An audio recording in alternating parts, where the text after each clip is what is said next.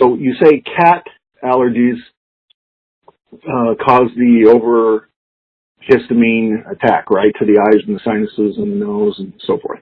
Yes. How long have you had that allergy?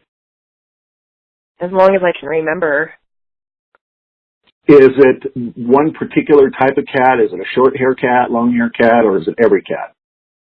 I think every cat. Like, I don't even have to see the cat. I can walk into a house that has a cat, and I don't even know they have a cat, and I can be full-blown allergy.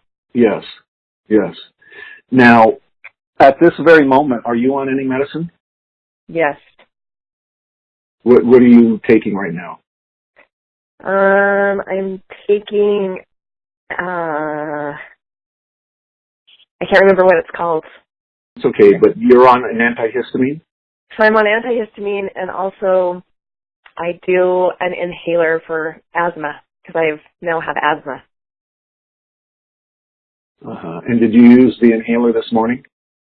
I have not yet. Okay, but you did use the antihistamine medicine. That is in your system. Let's see. Yes.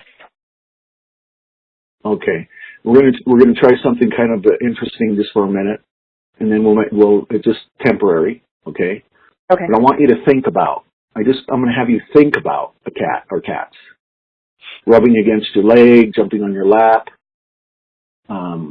You let your eyes notice that as you pet the cat, you can see the dander floating into the air, going right to your nasal and breathing areas, and see how much of the allergy response you can get just by using your imagination. Fill the whole room with cats if you have to, jumping all over you, rubbing all against you.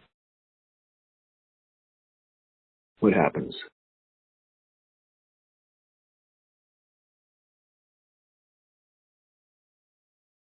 My eyes start itching. Okay. Now, it's a remarkable thing, really, if you think about it, that anybody that has an allergy like that like a histamine, obvious allergy, where the histamines go, your eyes get itchy and those kind of things, by just thinking, they don't even need to be near, you're even under medication, and you could still get a little bit of that feeling just by thinking about a cat. Mm-hmm. So that tells you the power of the mind, the psyche, the emotions, and all that's involved in this. I can have somebody that's allergic to a particular thing. It could be something very strange. It could be, only lilies, and that's the only thing they're allergic to. Or only avocados, and that's the only thing they're allergic to. And I can have them start thinking about it, and they'll start sneezing. They'll start having an allergic response just by thinking about it. And we just proved that to you because, you felt fairly normal, but when I really saturated the room with cats and with your imagination, you started to notice your eyes get itchy, right? Yeah. I have a cat that lives in my house, and I love that cat, Uh-huh. So I don't see a reason why. Now, our first cat, I was really kind of standoffish with because I was nervous about my allergies, and I didn't let him in the house very often, that sort of thing. Uh-huh. But this cat we have now it's an indoor cat, doesn't ever go outside. So it would be a real advantage to not have this allergy to cats anymore. Yes. Okay. And perhaps their mother did, or one of their parents, or a relative did too. So it'd be easy to blame it on genes. It'd be easy to say, well, you got that from your Uncle John. He's the same way. You got the same gene, whatever. Right. But isn't it amazing that those people we could do this process with, and the cat allergy becomes a non-issue? Right. So how does that happen? I mean, how is it that if it's from the genes, then how come we could do a process and it becomes a non-issue again, as it was when they were a little child? They didn't have an allergy problem when they were 3 years old and they had a kitten. It came at 11 years old. Mm-hmm. Are you following my reasoning here? Yeah. Can you remember not having an allergy to cats? Yeah, I had a cat when I was little, like you say, maybe 2 or 3. And I don't remember having an allergy then, you know. I don't remember that much about it. I don't remember an allergy connected with it, you know. Right. Well, there probably was none. You know, usually it will hit at some particular time in life. I know that I never had any so-called hay fever or spring pollen allergy from trees or weeds or anything. And I remember I had a friend that I went to school with, and we were playing, and he was sneezing up a storm, and his eyes were all red. And I looked at him, and I said, "What's wrong with you?" And he says, "Oh, my mom says I have hay fever. I have allergies, spring allergies." And I was talking to her one day when they were giving us a ride to school, and she says, "Oh, this boy has had allergies for so long now. You know, he just one day, when he was little, one day he just come home and he was just really itching and sneezing, and we don't know what happened, but it's been several years now." And I remember looking at him thinking, what is that about? You know, I certainly couldn't relate. I had no allergies whatsoever. And then when I was about 31, 32 years old, right around in there, all of a sudden I had those spring allergies. Now I don't anymore because I did this process for it. But bam, there it was. I was like, wow. And at the time that I got it, you know, Claritin was still by prescription. You couldn't get it over the counter. So all you could get was Benadryl. And it would help, but it would make me kind of drowsy, you know. Yeah. And so I'd have to decide whether I wanted to be drowsy or just suffer through the allergy. And then I learned about this process, did the process, and took care of it. But see, who did I inherit it from? Do you see my point? You have a relative? Yeah, I see your point. Well, I can't think of any relatives that complain about allergies. No, I have a cousin, I guess, that she told me about Claritin, which I guess she had some kind of allergies. But I can't think of anybody else. But my point is, genes may make somebody a little more susceptible to a weakness, but it isn't a predictor that you're going to have that same issue. And so I would just warn against this general belief system that says there's nothing I can do about it. It's inherited. Well, thousands of people got it and don't have it now. So whether they inherit it or not, it's not significant. It doesn't mean anything. Okay. Once it learns something, bam, the mind it puts it in a special learning area, positive learning area, and once it's in there. And the mind can learn that quick how to be allergic to something. Because it's a learning. To become allergic to something, your body has to learn it. Suppose that you're a little vulnerable emotionally, there's been some changes at school, maybe some new friends that, you know, you're unsure of, or, you know, something's happening in the family that makes you feel a little bit uncomfortable or not as stable as normal. And then all of a sudden you're around cats and you breathe in the dander, which is a natural process for humans to do. And normally the dander will go into the sinus system and then go into the blood. And normally that dander, the white blood cells come over, and what normally happens is the white blood cells will send out their scouts to check out what that is in the blood. And when they see it's harmless, you know, because dander is harmless, and so is the other small things that people could have an overreaction to. Normally what they do is they just let it go by and let it just go through the system, and it's safe. There's no, you know, nobody's ever been killed by cat dander. There's nothing unsafe about it. It's part of living in our environment. It's normal. But your mind can learn like that. If it's at a vulnerable stage and something happens and there's confusion in the system, the white blood cells, when they send out the scouts may see this harmless floating material, in this case cat dander, and they flag it.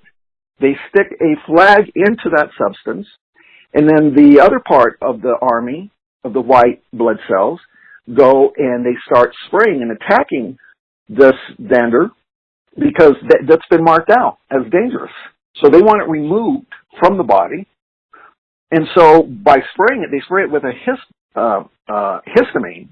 And this histamine causes blood vessels to do certain things so that there's watering, and so that foreign material will be released out of the body through sneezing, through blowing your nose and out your eyes, and that's called a histamine attack on that problem. So histamine's not a bad thing. It has its place. It can keep the body healthy from bacteria that are bad and those kind of things. But see, the mind learned just like that. All of a sudden, it didn't take time. It just bam, just started marking out that dander as dangerous. It marked it as dangerous.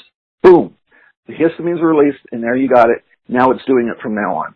So the mind learned how to do that. And the mind can learn how to put it back to how it was before. It's just a learning process. So all we're going to do is go to class.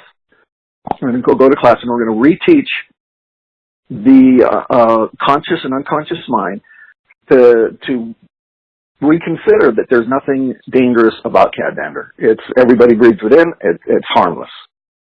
Okay. Okay? So how do we do that? Okay, this is how we're going to do it.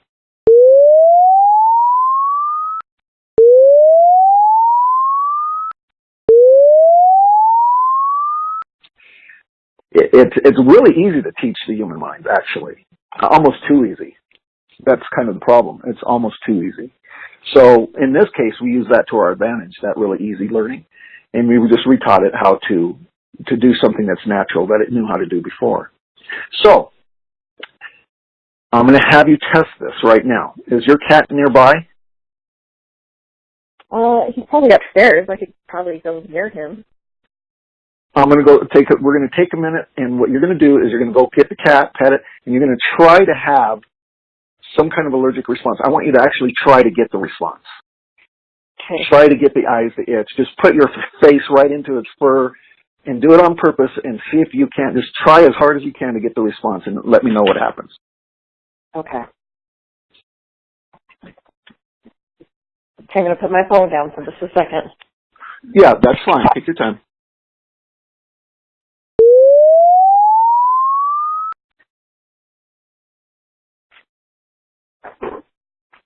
Okay, I've been loving on him. I have. Okay, can you, so you're trying to get a reaction. Can you get any?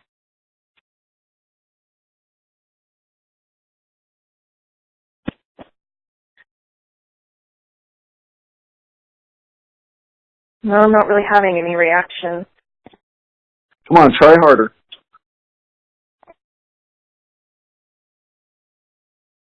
Think of a whole room filled with cats, with dander everywhere, all jumping all over you, rubbing on you. Take your kitty, rub that kitty's fur right into your face, breathe all that dander in, and just try to have a reaction to it now. See, what we're doing is we're proving to you that the white blood cells now know, they've been retaught. They know how to handle the dander now. So the more you try, the more you prove to yourself, wow, kind of astonishing, isn't it?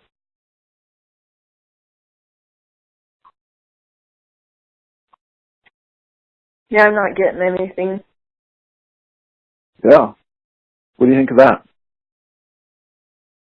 Pretty cool. Does that leave you fairly hopeful? Now, I know you have some antihistamine in you, but before you were able to get some response in your itchy eyes, didn't you? Yeah, even sometimes sometimes I'd still get a reaction, not a terrible one, but a little bit of one. Now, since we've done the process? No, just in the past, even though I've been on like an antihistamine, I've I see. had a little bit of a reaction. I definitely haven't been as bad since I've been on the antihistamine, but... Well, even if you're not on antihistamines, and we're going to take care of each one of your allergies one at a time, okay, we're going to take care of all of them. Because it's the same issue with all of them. But it's so marvelous because the mind learns just like that. And allergies is the easiest one to do this with. It's the easiest one to prove this with. Because people will have allergies all their life. Will do the process and they're like, oh my God, I'm cured. It's pretty amazing. You know, they're kind of blown away by it. They're like, oh, wow, that's really cool. No allergy after that. And you can see why people have a hard time believing this, because they're like, how could that be? No, I don't think so. So, okay, so we took care of the cat allergy. I would think that what we're going to want to do is make sure all the animal allergies are gone first. Let's take care of all the dander issues, you know, the horse dander, dog dander, everything, one at a time, and make sure that you're completely safe in that area. And then we'll start figuring out what pollens, because pollen is the exact same thing. It is harmless to the body. It probably has some benefit even, in fact. But if the white blood cells mark it off as dangerous, it's going to produce a histamine to get rid of it. That's just what it's going to do. And if you think about it, skin rashes are the same. That's why Benadryl helps with skin rashes. Stops you from itching. Yeah. It's too much histamine being released is all it is. So we'll get them all.